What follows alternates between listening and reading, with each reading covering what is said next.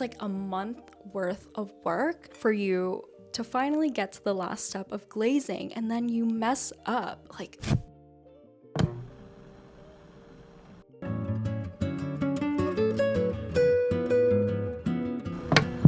hello, welcome to my first YouTube video. I wasn't sure what my first long form video would be. I've been doing short form content for like 4 to 5 years, so this is like newer territory. I knew I definitely wanted to do more lifestyle and creative based content, which I recently just did my first semester of ceramics. I did a 12-week course. I knew I was going to like it, but I liked it a lot more than I had expected, and now I feel like it is such a consistent part of my lifestyle. In fact, I signed up for another semester of ceramics, but because it is now part of my lifestyle and it is a creative thing, I decided to make my kiln haul my first YouTube video. So I'm going to share all 12 pieces that I made during these 12 weeks. I realized I totally forgot to introduce myself. Hello, I am Cindy. I am a creative visual person. I am a graphic designer. Loves to have some hobbies, and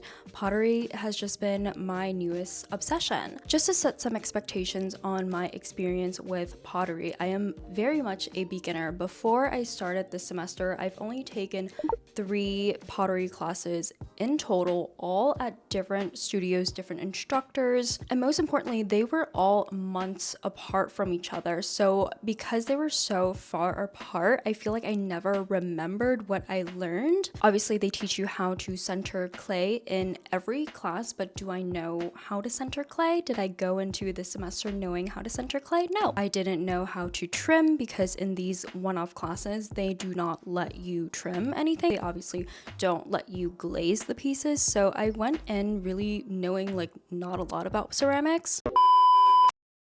Ta-da! This was the first item that I made. It is a little teacup. The first class was on throwing mugs, and this is the tallest I was able to get. This is like, what, 3 inches? 2.5? I mean, just compare it with the glass of matcha that I have right here. Like, how much beverage do you think this can actually hold? It was also a very off-centered cup. One side of the wall was a lot thinner than the other side, which was when I decided to add some hand building to balance off that off-centeredness. So I added a little embellishment. I added a little bow, which I know it is so basic, but it is so cute. And also basic is good because basic is simple. It's easy to sculpt as a beginner. The glazing part was not very easy. Again, I've never done glazing before, and obviously my instructor gave us a demo, but like actually doing the glazing yourself is very different. Now let me explain why I decided to glaze it this color. I originally made this bow teacup with underglaze in mind, which underglaze is basically paint for pottery. And since this teacup is a vintage looking teacup, I was going to paint it all cute and girly, make it pink, make the bow pink. That was my whole vision, but I've learned that my studio actually does not provide students with underglaze. If you want to use underglaze, if you want to paint your ceramics with underglaze, you would have to buy your own, which is also very expensive. Obviously, change of plans, I cannot add designs to this. To still make it look cute, I decided to mix 2 glazes together, a cream and a purple. By the way, my studio makes their own glazes. You're not allowed to bring in your own glaze, and they didn't have a pink, so purple was the closest option. The first firing was god awful. It was not giving cute and dainty teacup at all. My instructor told me that the issue was using a very thin layer of glaze, which in my defense, they warn you a lot about using too much glaze. What happens when you use too much glaze? It can ruin the kiln and ruin everyone's work. So I was super afraid about that. So yes, I did use a very thin layer of glaze. I learned that you can save it by reglazing and refiring it. I was able to add an extra layer of purple, and this was the final result. This is my baby bubble cup. This is the first thing that I've ever made without the help of an instructor. I went in during my own studio hours and threw this on the wheel all by myself. Hello, the shape, the bubbles, obviously they're like really subtle bubbles, but they're cute. The trimming's not perfect, but at least it is symmetrical. The glazing, hello, the glazing is actually so cute. It looks like banana bread. The only thing is that this is a super small cup, and again, matcha glass. For comparison, this is like 2-3 inches of liquid. Again, in my defense, I was very much a beginner and I did not make anything with shrinkage in mind, which, by the way, yes, clay will shrink as it dries, and it will also shrink as it gets fired in the kiln. Of course, some people will see these as perfect espresso cups, but for me, I like a tall beverage that I can sip on for hours, so unfortunately these are kind of useless to me, which is such a bummer because they are very cute. This is another small item. Again, this is from before I learned my lesson on shrinkage, which, by the way, each ceramic piece takes me at least a month to make, so that's why by the time I learned my lesson, it's already like 3-4 weeks in. My instructor did a class on collared vases, so this was my vase. I'm just kidding. I knew I was not able to throw tall enough for it to be a vase, so I was going for a sake bottle. I really wanted it to resemble sake vessels that I've seen at Japanese restaurants. I brushed on a blue glaze right at the neck of the sake vessel, and I just feel like it adds so much more personality to this otherwise would have been a very boring gray color. Unfortunately, this is another piece that I cannot use for bevs because of shrinkage. It's literally just gonna fit 2 shots of sake, barely. So while I'm not using it for bevs, I actually feel like this is pretty cute as a little toothbrush holder. This right here is my first bowl. I feel like this is the first item where the size is actually correct. I can properly eat rice out of this, a small pasta, some soup. I really like the glazing. It's a simple eggshell color. Like, you literally can't go wrong with this color. It's also fired at cone 10, and the glaze itself is microwave safe, dishwasher safe. So truly, it's a very, very functional piece, and I'm so proud that I at least like have one functional thing. And now we are up to ceramic number 5. I'm actually very conflicted about this one. I don't know if I like this yet. This was still week 3 or 4 of wheel throwing, and I was still struggling to pull the walls up. And whenever your walls are wobbly or weak, you kind of just have to trim it off or else it will just collapse. And this was all that was left of that bowl.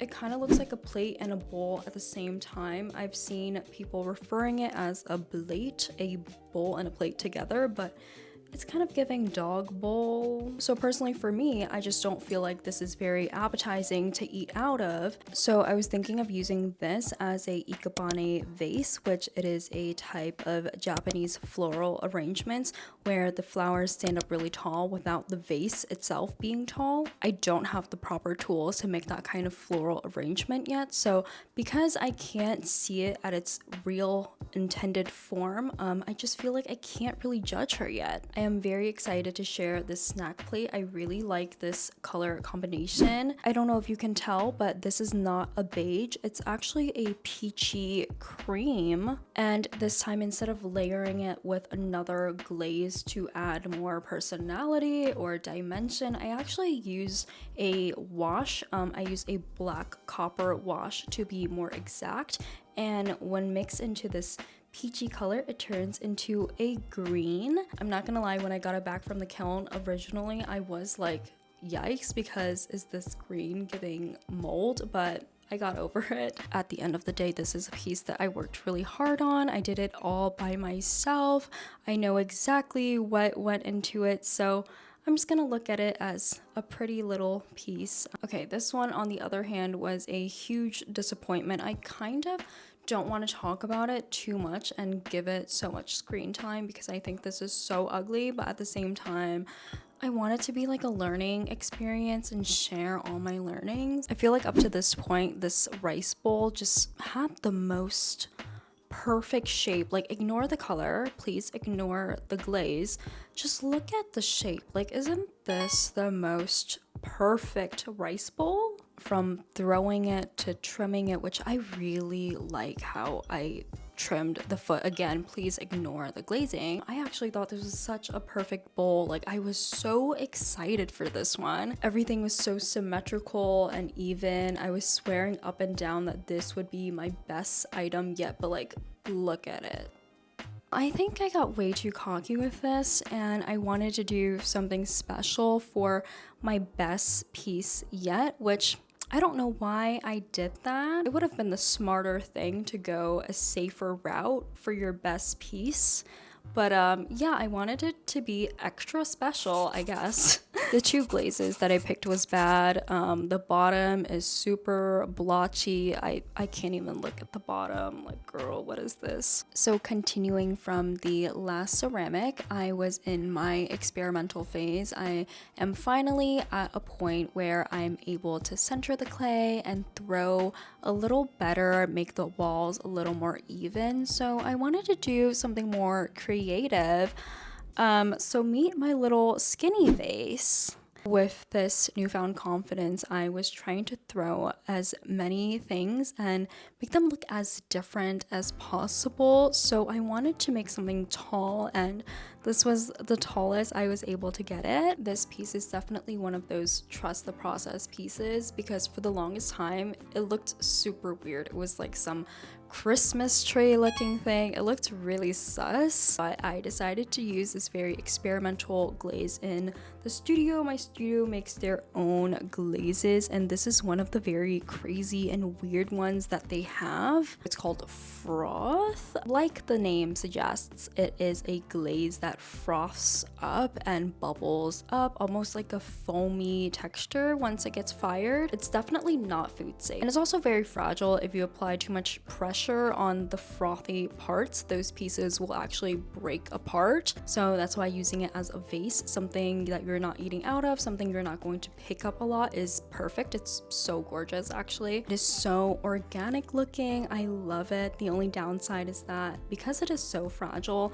I don't want to touch it too much. I definitely don't want to run this under the sink too much, just in fear that these little flakes are going to fall off. So I think putting dried flowers is perfect. Okay, this is something that I made in class, which, by the way, pretty much a majority of the pieces that I decided to keep and show in this video are things that I made during my own studio hours. So besides this and my first teacup, everything else I made by myself, aka I did not get help from an instructor. But this one, I cannot take credit for this because my instructor helps me a lot. I mean, look at this. Structurally, there are no flaws. This is perfect. I did, however, do the glazing all by myself, which explains why the only bad thing that you can see from this piece is the glazing. This is the biggest piece I've ever made, so I had no idea how to glaze it. It does not fit in the glaze bucket. So basically I glazed it in halves, dipped one side, and then once it dries, I dipped the other side. But like, you can see exactly where I glazed, and I really hate that. Like, girl, you can literally see the halves. Not only that, you can see my fingerprints. Yeah, the glazing, I messed this up so badly. Truly, I can understand why people say glazing is the most stressful part, because think about it. Throwing it on the wheel, trying to make it look all perfect. You're waiting 2 weeks to trim it. Once it's trimmed, you have to wait a few more days until it gets bone dry. And then you get in the bisque. That takes another week. It's like a month worth of work for you to finally get to the last step of glazing, and then you mess up. Like, getting to the last step and messing up is just, it's so heartbreaking. Okay, but to be a little nicer to myself, once I add food in here, you really can't see the imperfections because this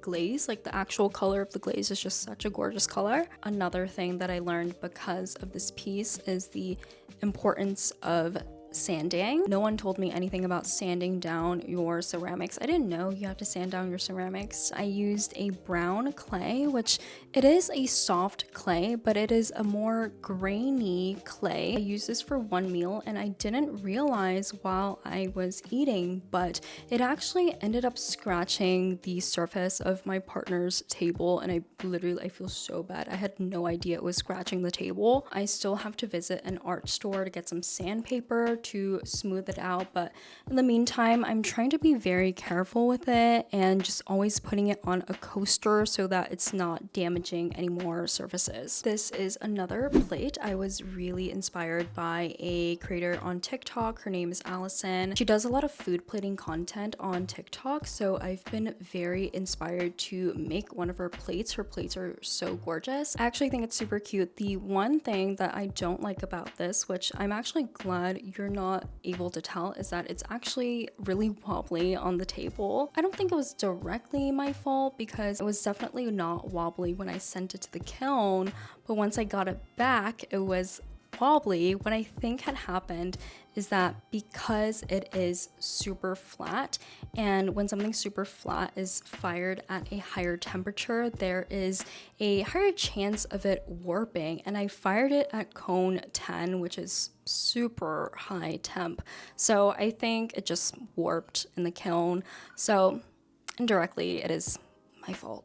I'm not too bothered by it though. I just have to lay it down on a coaster as I eat so that it's not like flopping around. Okay, we're down to the last two. This is something that I made inspired by ceramics that I've seen on Pinterest. It is a to-go cup where there is a half lid over it, and compared to the other two cups that I've made, this is actually a pretty comfortable drinking size. And just to be fair, I'm gonna put it right next to my little matcha glass. It's a lot taller. I do really like this glaze combination. It's like a periwinkle color, but I did use two very runny glazes, so there are a bunch of imperfections. Don't look at the bottom, don't look at the bottom. Otherwise, it's pretty cute. And even though I'm a beginner in ceramics, I still want to find my own art style. So when I got back this periwinkle color, I felt like I hit something, which I feel like is a very satisfying feeling as a creative person. I also really like how the glaze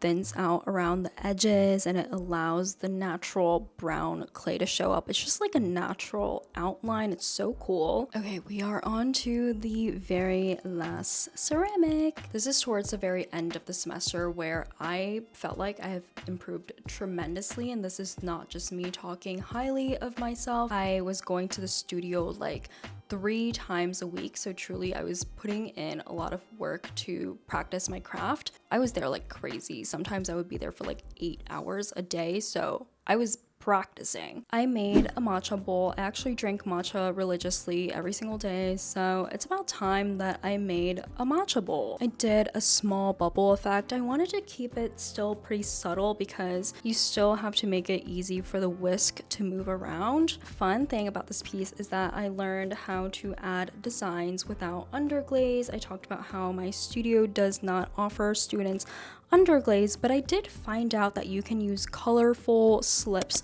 to add designs while your piece is leather hard. Again, I know the bows are so basic, but come on, it is so cute. I glazed the inside a cream color and the outside has a clear glaze. The inside is not perfect. Like, I have no idea what that mark is. Like, did I do that? Did someone splash something on my piece? Like, I don't know what that is. What is that? There is a spot here where there's missing glaze. That is probably my fault, but I don't know what this is. Hello? Like, what is this? The outside is very cute. This is gorgeous, but the inside is very funky. There are pinholes, but there's also a clear glaze over the pinholes. So is this actually food safe? Girl, I have no idea. I have to bring it back to the studio one day to ask if this is actually food safe, but for now I've paused on using it because, like, I don't really know. The bottom looks really sus. which is so interesting to think about because a lot of people see pottery as this cute aesthetic hobby or activity to do, but then what if you end up making pieces that are literally not food safe, but then you're using it for food? And that concludes all 12 pieces that I've made during my first semester at pottery as a beginner. I did technically make more, but they're still lining up to get fired in the kiln. I hope you enjoyed this video, my first YouTube video on this channel. I want to make it very clear that this is not a pottery channel. I see myself as a creative person that just has a lot of creative hobbies, and that is what I'm going to make my content about. It's not just going to be about pottery and ceramics. So if you want to stick around for that, please feel free to subscribe to this channel. I'm also on Instagram and TikTok. TikTok is kind of up in the air because of the US TikTok ban, but I'm on both platforms. Okay, that's it. Bye.